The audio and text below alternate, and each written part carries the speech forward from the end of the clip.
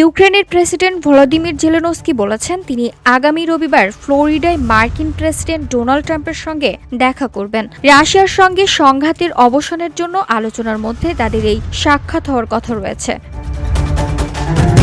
Zelensky বলেছেন তিনি মার্কিন মধ্যস্থতায় প্রণীত শান্তি পরিকল্পনা এবং মার্কিন নিরাপত্তা গ্যারান্টির জন্য পৃথক প্রস্তাবের ওপর মনোনিবেশ করতে চান। তবে এক ঊর্ধ্বতন রুশ কর্মকর্তা বলেছেন জেলেনস্কি এবং ট্রাম্পের সাক্ষাতের পরিকল্পনা রাশিয়ার সঙ্গে যুক্তরাষ্ট্রের আলোচনার চেয়ে ভিন্ন।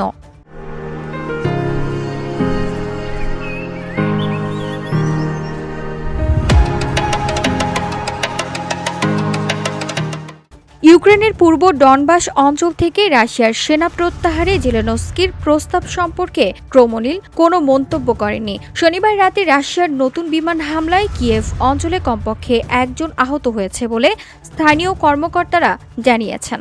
রাজধানীতেও বিস্ফোরণের শব্দ শোনা গেছে। VOD Bangla news desk.